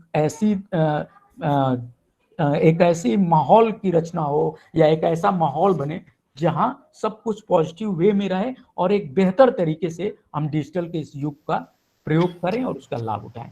मुझे लगता है कि मैंने अपनी बातें रख दी हैं। हाँ, भोजपुरी में दो चार बात कहे के रहा तो मैं भोजपुरी में बस इतने कहब कि आप सब लोगन के जौन प्यार दुलार बा और डिजिटल युग में जौने तरह के जरूरत बाटे कि लोगन के ट्रेंड कैले के, तो वो प्रयास जरूर हमने के स्तर पे होके ताकि बेहतर समाज के निर्माण होके। उम्मीद है कि आपको पसंद आया होगा। तो और मैं इसके साथ ही अपने आज के वक्तव्य को ख़त्म करता हूँ और उम्मीद करता हूँ कि आने वाले समय में जो भी डिजिटल के माध्यम को अपनाएंगे जो युवा हैं, वो कुछ बेहतर करने के लिए अपनाएं। नमस्ते। लक्ष्मी शंकर जी, बहुत खूबसूरत, that was brilliant to listen to that regional language. बड़ी खूबसूरती से अपने दो पंक्तियां आपने सुना करके मोह लिया, मन मोह लिया, अच्छा लगा। इस मंच से हटकर मैं भी प्रयास करूंगी कि दो सेंटेंसेस बोल सकूं भोजपुरी में। That's good to learn always something new. Otherwise आपने जो भी बातें बोली, फिर एक कदम और आपने साथ चल करके डॉक्टर सपना की बात को और आगे बढ़ाया। बिल्कुल सही बात है कि data, facts, information, content undoubtedly बहुत सारा कुछ मिलता जा रहा है और बहुत सारा कुछ अपलोड किया जाता जा रहा है, किंतु बात ये है, सार इन सब चीज़ों का ये है कि हमारे जो भी हमारी शिक्षा है, जो हमने चीज़ों से सीखा है, हमारे संस्कार हैं, उन सभी को मद्देनजर रखते हुए हमें इस बात का बहुत अच्छे से ध्यान रखना चाहिए कि हम किस चीज़ पर बात कर रहे हैं, किस चीज़ को हम आगे फॉरवर्ड कर रहे हैं। क्या वो ऑथेंटिक है? क्या वो ऑथेंटिक, अगर वो ऑथेंटिक है तो किस सोर्स से आया हुआ है? बिकॉज कई बार ऐसा होता है कि हाँ, सोर्स आपको लगता है कि ऑथेंटिक है, किंतु वो नहीं होता है।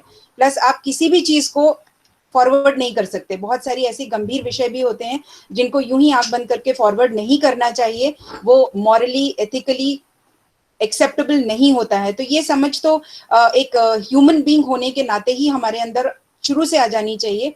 और इस चीज पर अगर काम किया जाए तो जैसा कि प्रोफेसर द्विवेदी जी ने कहा था कि why to sit and criticize every time, why not to take the positive things, why not to talk about the advantages of a particular thing। तो ये हमारी समझ है, यही एक शिक्षा की सीख होती है कि आप शिक्षित हैं तो आपको ये समझ में आना जरूरी है कि क्या चीज सही है, क्या हमें लेना है और किस चीज को हमें छान करके छोड़ देना है।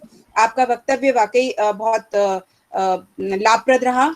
आपका हृदय से आभार इस मंच के साथ जुड़ने के लिए। Thank you so much Lakshmi Shankar जी।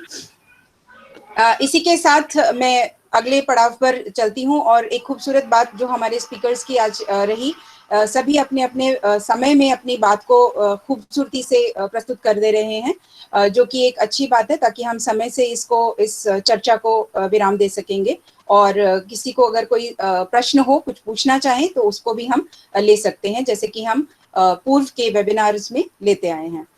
तो आपका अभिनंदन करती हूँ संतोष कुमार जी। आप पूर्वांचल विश्वविद्यालय जौनपुर से पत्रकारिता में मास्टर्स डिग्री प्राप्त किए हुए हैं। वर्तमान में पोल टॉक यूट्यूब चैनल के संपादक हैं। इस चैनल की स्थापना भी संतोष पांडे जी ने ही की है। और यहाँ यह बड़ा इंटरेस्टिंग चीज है जो मैं शेयर करना चाह रही हूँ कि इस यूट्यूब चैनल का औपचारिक उद्घाटन भी जयपुर में ही प्रोफेसर संजीव भानावत जी की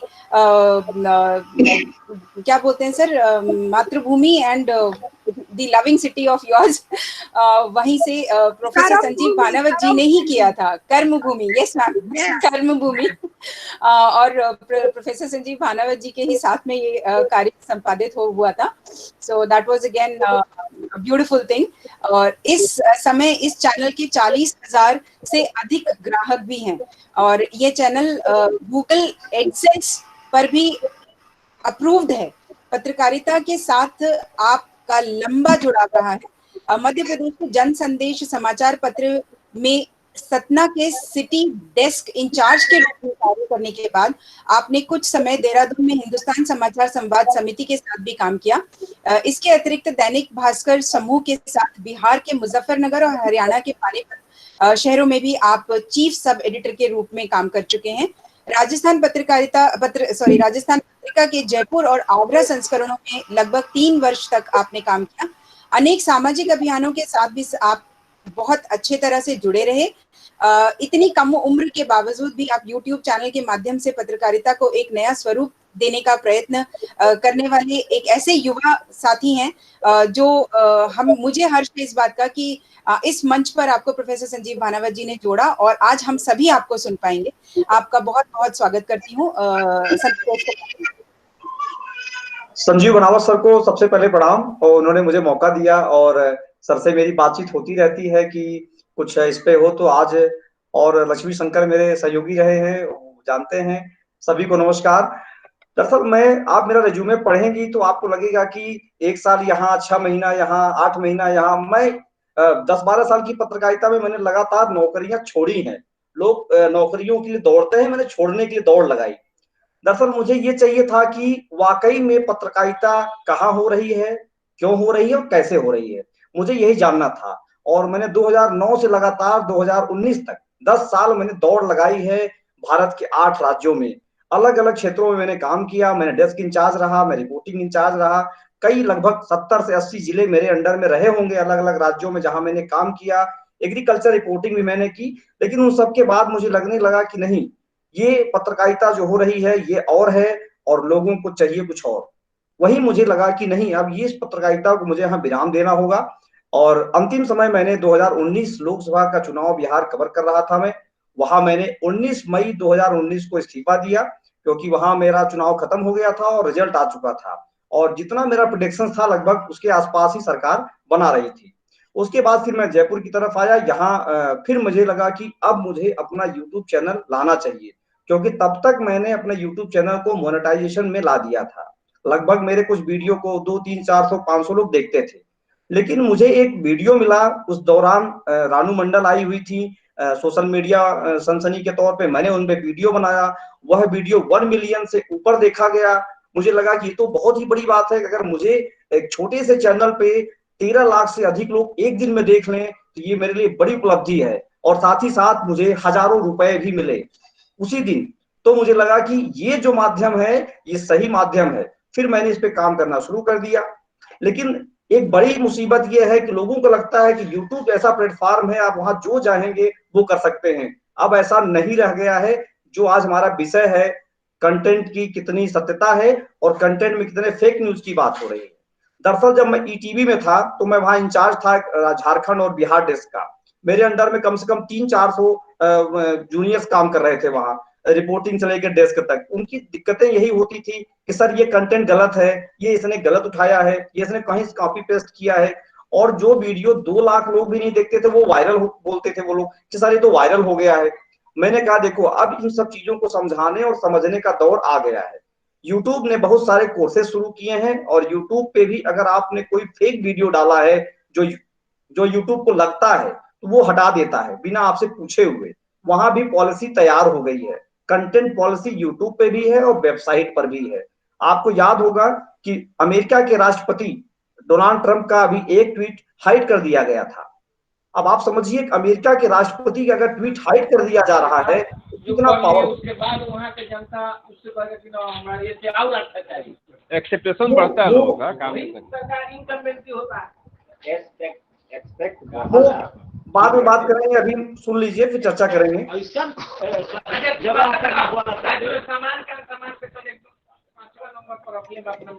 अमेरिका के राष्ट्रपति का ट्विटर अकाउंट से ट्वीट किया गया, हाइड किया गया। तब ये लगने लगा कि नहीं, सोशल मीडिया हो चाहे यूट्यूब हो चाहे वेबसाइट हो, हर जगह अब नियम कानून 1,000 करोड़ के बिहार के बजट। हाँ, तो अब जैसा मैं बता रहा था कि लगातार मैंने इसी सर्च में मैं अभियान चलाता रहा कि मुझे जो दिखाना है उसे सही दिखाना है। और सही कैसे है? डिजिटल मीडिया की सत्यता यहीं पर हो जाती है कि आप कुछ भी लिखते हैं, कुछ भी पढ़ते हैं तो उसको तमाम तरह के लोग उसको ट्रोल कर सकते हैं, आपको जवाब दे सकते हैं और वो ये बताते हैं कि आपने गलत लिखा है। चाहे वो रवीश की रिपोर्ट हो, चाहे राजदीप सरदेसाई की रिपोर्ट हो, चाहे हमारे देश के प्रधानमंत्री की रिपोर्ट हो, अगर वो गलत है तो लोग उसको बताते हैं। और पहले जो जिस माध्यम में मैं काम करता था, प्रिंट मीडिया, मैंने इलेक्ट्रॉनिक में भी काम किया, IBN 7 में काम किया है, वहां पर भी वन वे कम्युनिकेशन था। जो हमारा रिपोर्टर दिखा दिया, जिस अधिकारी से बात कर लिया, वो सब कुछ सही मान लिया जाता था। हाथरस की घटना आपको देखना होगा। हाथरस की घटना में कैसे मीडिया ने, सोशल मीडिया ने कैसे क्रॉस क्वेश्चनिंग किया है, कैसे क्रॉस किया है, अधिकारी गलत है, सिस्टम गलत है, ये हो रहा था। तो इन सारी चीजों को देखते हुए मैंने तय किया कि अब डिजिटल मीडिया बहुत ही पावरफुल है और डिजिटल मीडिया को हमें आगे बढ़ाना है। कंटेंट की सत्यता की बात जो है वो चैनल्स जैसे यूट्यूब है, मेरी वेबसाइट भी है पोल टॉक, उस पे कई सारे कंटेंट हाइड कर दिए जाते हैं, कई सारे कंटेंट हटा दिए जाते हैं। नफरत वाले सारे कंटेंट, हेट फैलाने वाले सारे कंटेंट हटा दिए जाते हैं। आपने देखा होगा मेरे कई वीडियो ऐसे थे जिन पर 1-2 पर मुझे स्ट्राइक भी हुआ और मुझे यूट्यूब से मैसेज भी आया कृपया आप इस वीडियो को हटा दें। लेकिन मेरे कई सारे ऐसे वीडियो रहे जिसको यूट्यूब ने बहुत प्रमोट किया। तो सवाल अब सत्यता की है, जो सत्य दिखा रहा है, जो मेहनत कर रहा है और जो कंटेंट को ला रहा, जैसे हम लोगों ने पत्रकारिता की है 10-12 साल, तो हमें लगता है कि गलत चीजों को नहीं दिखाना चाहिए क्योंकि वो ट्रोल होने लगता है, और ट्रोल होने के बाद आपकी जितनी इमेज होती है वो पूरी ध्वस्त हो जाती है।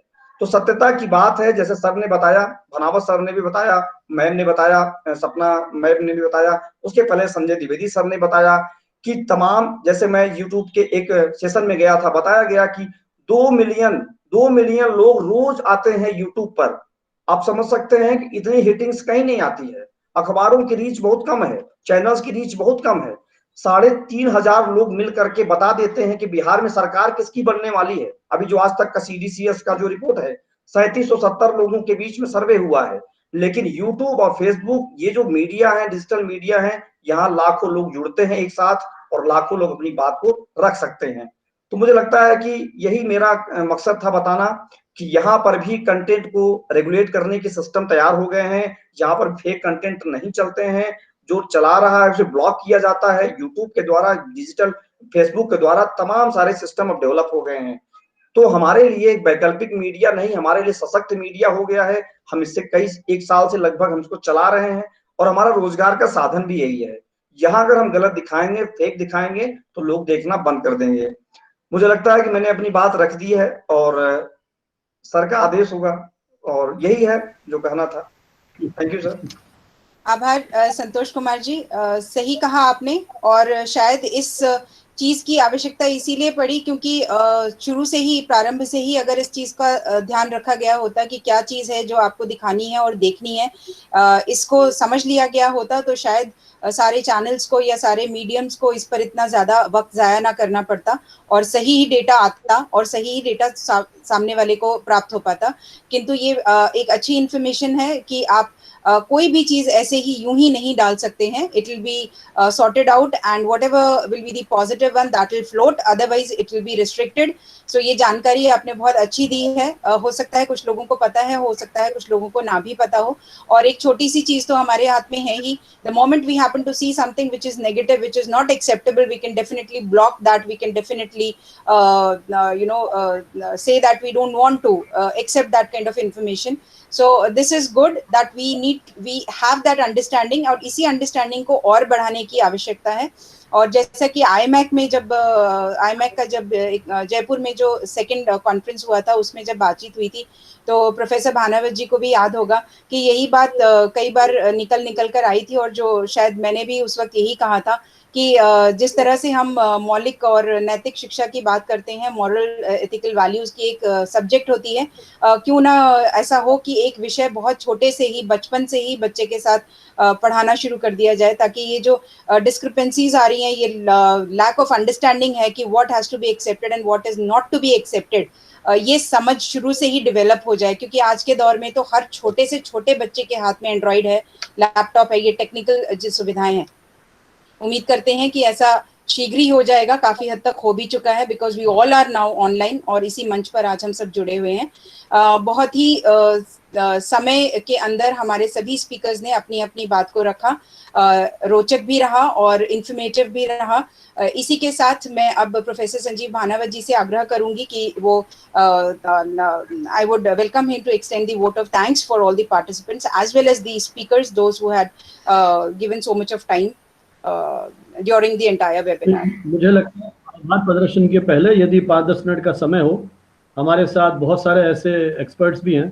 डॉक्टर शाहिद अली मुझे दिख रहे हैं, जिनके साथ ही मैं पहली बार भाई संजय द्विवेदी जी से मिला था।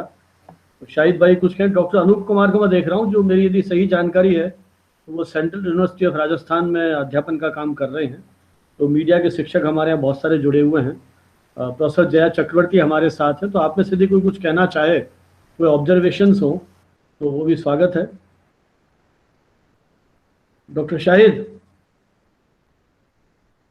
शाहिद अली नहीं सुन रहे। जया जी आप कुछ कहेंगे? सर अनम्यूट करिए। Jaya ma'am, welcome on this platform. या आई जस्ट वांटेड टू से कि मैं डिजिटल मीडिया, मतलब जो प्रोफेसर द्विवेदी पहले बोले थे कि डिजिटल मीडिया को क्रिटिसाइज करने से कुछ नहीं होता है। हम और आप as responsible citizens, जो उषा जी कह रही थी कि we should be responsible citizens and we should not be in a hurry to forward any and everything that we receive. And I liked that word of Dr. Nayak, digi grasping. That's a lovely coinage. बहुत खूबसूरत coinage है. Thank you, Dr. Nayak. Sir नमस्कार sir. Thank you Zoya ma'am. Sir नमस्कार कर रहा हूँ।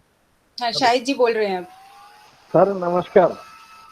हाँ बोलिए शाहिद जी, बोलिए, वेट कर रहा हूँ आपकी। नमस्कार नमस्कार। मैंने कहा सर थोड़ा सा मुझे विलम्ब हुआ इंटरनेट की प्रॉब्लम से, लेकिन आप सब जितने भी हमारे स्पीकर थे उनको जितना मैंने सुना बहुत अच्छा लगा सबको सुन के, और बहुत अच्छी इंफॉर्मेशन शेयर कर रहे थे सभी। विशेषकर मैं आयोजकों को धन्यवाद देना चाहता हूँ। हमारी जो एंकरिंग कर रही हैं मैडम, उनको तो विशेष रूप से बहुत अच्छा वो एंकरिंग कर रही हैं और सभी लोगों को वक्ताओं को प्रस्तुत कर रही हैं। और प्रोफेसर भानावत सर, आपने ये जो वेब सीरीज शुरू की है, इससे बहुत अच्छे इंटेलेक्चुअल स्पीकर हमें सुनने को मिल रहे हैं। इसके लिए बहुत बहुत आपको धन्यवाद सर। धन्यवाद शाहिद भाई, धन्यवाद बहुत बहुत। जया जी, जो आपने बात कही ना कि आलोचना नहीं करनी चाहिए, मुझे लगता है, मैं इस मंच पे मैंने पहले भी इस बात को रेखांकित किया था कि जब भी कोई नई चीज आती है उसकी आलोचना होती है। आपको याद होगा जब हम लोग पढ़ते थे, शायद आपने भी पार्टिसिपेट किया हो, तो डिबेट हुआ करती थी। उस समय ये विषय होते थे, टेलीविजन युवा पीढ़ी को संस्कृति से विमुख कर देगा, पूरी पीढ़ी भ्रष्ट हो जाएगी। तो ये मुझे लगता है जब फिल्में आई थी तब भी ये सारे चैलेंजेस थे, जब रेडियो आया था तब भी ये सारे चैलेंजेस थे। और जो हमारे मीडिया शिक्षक हैं वो भी इस बात से मेरे ख्याल इत्तेफाक रखेंगे कि जब प्रिंटिंग प्रेस का आविष्कार हुआ था तब दुनिया में हड़कंप मच गया था। कैसे किताबें छपेंगी, धर्म ग्रंथ छपेंगे, कैसे दूसरे वर्ग के लोग पढ़ लेंगे। तो नई इडियट बॉक्स कहते थे टेलीविजन को हम लोग उस समय, अब कोई नहीं बोलता। तो ये भी सोशल मीडिया भी अब वरदान और अभिशाप जो अपन आज बात कर रहे हैं, इस तकनीक को आप भूल नहीं सकते, छोड़ नहीं सकते। ये तो हमारे जीवन का संस्कार बन गई है। अभी जो बात डॉक्टर उषा कह रही थी, इसीलिए शायद स्कूल में भी एनसीईआरटी ने भी कोर्सेज शुरू किए हैं और अब अंडर ग्रेजुएट लेवल पर भी डिफरेंट डिसिप्लिन में मीडिया कोर्सेज को जोड़ रहे हैं। और मैंने जो 5 रिफ्रेशर कोर्स राजस्थान यूनिवर्सिटी में किए थे, उसमें हमने दूसरे सब्जेक्ट के लोगों को भी इन्वाइट किया था ताकि वो भी स्टूडेंट्स का ओरिएंटेशन कर पाए। इसलिए ये नई जब भी व्यवस्था होती है तो कहीं ना कहीं लोगों को एक डर लगता है, इसी डर को निकालना है। और जो हम मीडिया लिटरेसी की बात करते हैं आजकल कि हम किस तरह से मैसेजेस को ट्रांसलेट करें, उनको सर कम्युनिकेट करें। एक सेकंड का समय लूंगी। जोया मैम मेरी गुरु हैं। आपने जो कहा कि हाँ जब हम नेगेटिव बात की बात करते हैं तो हमें नहीं करना है। सर क्या करें, वो साहित्य वालों का दिल ही कुछ ऐसा होता है कि ये जानने के बावजूद कि 2 साइड्स हैं, लेकिन हम कोशिश करते हैं कि वो नेगेटिव साइड वाला बिल्कुल ही छुप जाए। सर सिर्फ अच्छी चीजें, पॉजिटिव साइड देखें। और भानावत जी तो हमारे रिफ्रेशर कोर्स में एड्रेस भी किए हैं पार्टिसिपेंट्स को। उषा याद है तुम्हें? Yes ma'am, yes ma'am. और सर आपसे ज्यादा पॉजिटिव कौन होगा जो हमेशा ये शिक्षा। नहीं, आप देखिए जर्नलिज्म में तो हम रिपोर्टिंग की पहली क्लास में पढ़ाते हैं कि कुत्ता आदमी को काट खाए तो खबर नहीं है। आदमी को I know. And Usha Bhanawat sir was my teacher in journalism. Wow, same here, ma'am. So I am blessed. I am blessed that both teachers of mine are here. And तो मुझे लगता है कि रिपोर्टिंग की भी शायद परिभाषाओं में कहीं बदलने की जरूरत होगी आने वाले समय।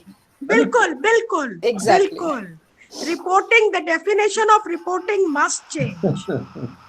शाहिद जी बिल्कुल इत्तेफाक रख रहे हैं, उनकी मुस्कुराता हुआ चेहरा बिल्कुल इत्तेफाक रख रहा है सारी बातों से। बिल्कुल सबने अभी जो बात कही है, उस वक्त में जब टेलीविजन आया था तो बड़े संपादकों की यही चिंता हुआ करती थी कि अब अखबार समाप्त हो जाएंगे, टीवी आ गया है और आने वाले समय में टेलीविजन हावी हो जाएगा।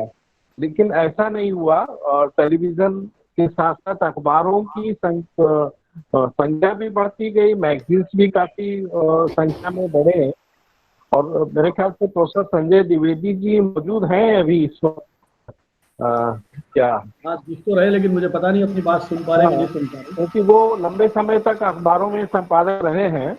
हम लोग भी कभी चर्चा हुआ करती थी तो यही बात कहते थे कि नहीं, ये तो अखबारों के लिए वरदान होगा टेलीविजन मीडिया, और आज ऐसा ही हुआ है कि टेलीविजन मीडिया और अखबारों ने साथ साथ तरक्की की है, बहुत आगे बढ़कर काम किया है मीडिया के क्षेत्र में। लेकिन हाँ, एक बात की जरूर चिंता है कि सोशल मीडिया को क्या पत्रकारिता का ओहदा किया जाना चाहिए या उसको पत्रकारिता के रूप में परिभाषित किया जाना चाहिए, ये एक प्रश्न है। क्योंकि पत्रकारिता के लिए कुछ अपेक्षाएं होती हैं, कुछ योग्यताएं होती हैं, कुछ दायित्व होते हैं और बहुत जिम्मेदारियां होती हैं। एक्चुअली तो यहाँ सोशल मीडिया की बजाय मुझे लगता है डिजिटल मीडिया कहना ज्यादा ठीक है, क्योंकि जो हमारे न्यूज़पेपर और जो दूसरे मीडिया के जो और विकल्प है वो कोई एंटी सोशल नहीं है, वो भी सोशल है। तो मुझे लग रहा है कि सोशल मीडिया की बजाय तो आप डिजिटल मीडिया कहें तो ज्यादा ठीक है। बहुत सारे प्लेटफॉर्म हमारे साथ हैं, है ना जी।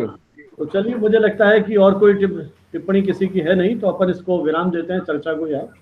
मैं आज के हमारे चारों panelist, thank you Usha ji, thank you so much ma'am, professor Sanjay Dwivedi ji को जिन्होंने इतना समय निकाला और हमारे साथ जुड़े रहे, डॉक्टर सपना नाइक जिन्होंने पूरी तैयारी के साथ अपनी बात, बहुत जब समय कम होता है तो ज्यादा होती है। Thank you sir, thank you. आपका भी मैं देख रहा था जितनी एक्टिविटीज में आप इन्वॉल्व हैं, क्योंकि सोशल मीडिया से और कुछ फायदा हुआ है चाहे नहीं हुआ हो, कम से कम ये मालूम पड़ जाता है कि मित्र लोग कहाँ क्या कर रहे हैं।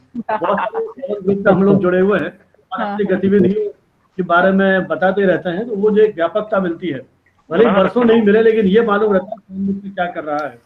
तो जिस तरह से आपने हमें समय दिया, मेरी बहुत इच्छा थी कि उस एरिया से भी, साउथ से भी हमारे साथ ज्यादा मित्र नहीं आए थे, तो आपकी जो सहभागिता रही और मुझे अवसर मिला है आपके डिपार्टमेंट में जाने का भी और वहाँ भी विद्यार्थियों के साथ इंटरेक्ट करने का भी। तो ये भी सौभाग्य है कि इस विकल्प के साथ आप हमारे साथ जुड़ सके। तो प्रोफेसर संजय द्विवेदी जी का, और मैं सोचता हूँ कि इस मंच की, हालांकि जो हमने बढ़ाई कई मंचों पर देख चुके हैं, लेकिन चूंकि एक बड़ा आपको एक चुनौती मिली है भारतीय जनसंचार संस्थान को विश्वविद्यालय के रूप में परिवर्तित करने का, ये भी एक संयोग है कि जो कमेटी बनी थी विश्वविद्यालय बनाने के लिए, वो जो पूरा उसको एक प्रपोजल को एग्जामिन करना था, उस कमेटी का सदस्य होने का मुझे भी सम्मान मिला था।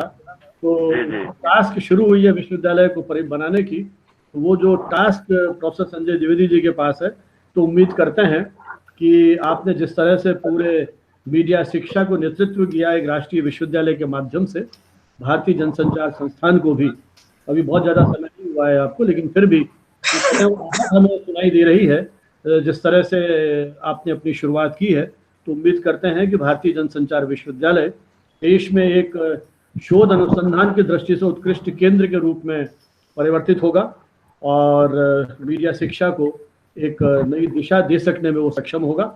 और हमारे दोनों युवा मित्र जिन्होंने कोरोना के पूर्व और कोरोना काल में जिस तरह की चुनौतियां मीडिया की रही हैं, उस समय जो एक इस चुनौती को स्वीकार किया, जैसा हमारे माननीय प्रधानमंत्री जी ने कहा कि इस आपदा को अवसर में कैसे बदलेंगे, तो आपने एक नया विकल्प तलाशा और जैसा बताया कि उससे पैसा भी कमाना है, संतोष भाई ने बताया, क्योंकि मतलब इनके साथ अक्सर बात होती रहती है और इनके इन आउट्स और बहुत सारी चीज़ों को डिस्कस भी करते हैं।